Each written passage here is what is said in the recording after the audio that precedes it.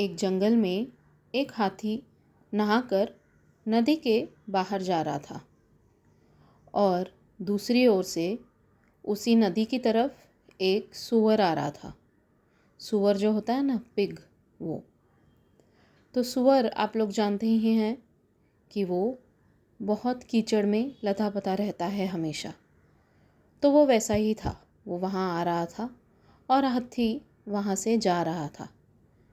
तो उसे देख हाथी ने अपना रास्ता बदल दिया, मतलब वो थोड़ा साइड हो गया और सूअर को वहाँ जाने दिया नदी की तरफ। तो सूअर बड़ा खुश हो गया और उसे मन में लगा कि मुझे देखकर इतना बड़ा हाथी डर गया। और फिर जब बाद में सूअर बाहर निकला नदी से तो उसके दोस्त बोले, ये क्या था? तुझे देखकर हाथी जैसा बड़ा जानवर वो कैसे अपना रास्ता बदल सकता है? तो उसने कहा, देखा, वो मुझे देखकर डर गया। और दूसरी तरफ हाथी जब अपने मित्रों के साथ मिल गया और एक झुंड में, जैसे वो जाते हैं, एक झुंड में जंगल की तरफ जाने लगा, तो उसके मित्रों ने उससे पूछा कि तुम उस छोटे से सूअर को, उससे क्या डर गए?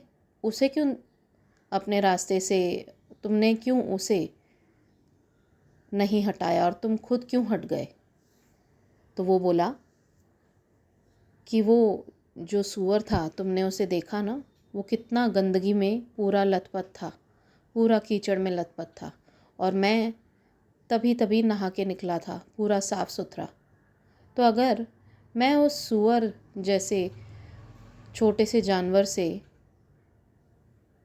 लड़ पड़ता और उसे कहता कि नहीं, मैं यहाँ से जाऊँगा और तुम अपना रास्ता बदलो, तो उसमें मुझ पर ही उसकी सारी कीचड़ लग जाती। तो इसीलिए मैंने सोचा मैं अपना रास्ता बदल देता हूँ। तो इससे ये नहीं हुआ कि मैं उससे डर गया, बल्कि मैं उस गंदगी से बच गया, इसलिए मैंने अपना रास्ता बदल दिया। तो जीवन में भी यही होता है। अगर हम कुछ ऐसे लोगों से मिलते हैं जिनके विचार अच्छे नहीं हैं या नकारात्मक हैं, तो हमें क्या करना चाहिए, इस कहानी से हमें समझ आता है।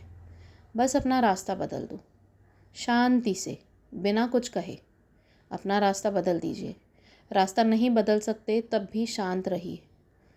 लड़ने झगड़ने से कुछ हासिल नहीं होता, बल्कि हमारे मन पर ही उसका परिणाम ज़्यादा से ज़्यादा होता है। क्योंकि सामने वाला इंसान जो ऑलरेडी नकारात्मक है, जिनके भाव बहुत अच्छे नहीं हैं, या यूँ कहूँ सरल भाषा में कि जिनके भाव बहुत गंदे हैं, नीच हैं, कुछ बहुत ऐसे लोग भी होते हैं इस कलयुग में। तो उन लोगों से अगर हम लड़ेंगे तो क्या होगा? उनके भाव तो नहीं बदलेंगे, क्योंकि वो तो उनकी प्रवृत्ति ही वैसी है, लेकिन हमारे मन पे उसका दुष्परिणाम होगा, क्योंकि हमारा मन साफ़ है। हम विचलित हो जाएंगे या हम नकारात्मक हो जाएंगे, या हो सकता है कल को जाके उनसे प्रभावित होकर हम भी वैसे ही बन जाएं। तो इससे अच्छा है कि मौन रहिए या फिर अपना रास्ता बदल दीजिए। तो ये बहुत सुंदर कहानी मैंने सुनी थी। मैंने सोचा बाबा की कृपा से आप सभी के साथ आज थर्सडे को मैं शेयर करूं। एंड आई होप आपको कहानी अच्छी लगी तो ज़रूर, अगर आप कुछ सीखे इस कहानी से तो ज़रूर शेयर कीजिए।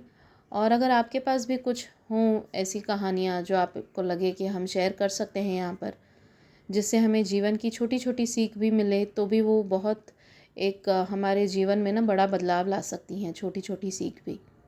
तो ज़रूर शेयर कीजिएगा। और बाबा की लीलाओं का गुणगान भी हम करते हैं। अगर आपके पास हो कोई बाबा की लीलाएं तो ज़रूर शेयर कीजिए। मेरा व्हाट्सएप नंबर मैं नीचे हमेशा डिस्क्रिप्शन बॉक्स में देती हूँ। Thank you so much. Om Sai Ram, जय साई राम।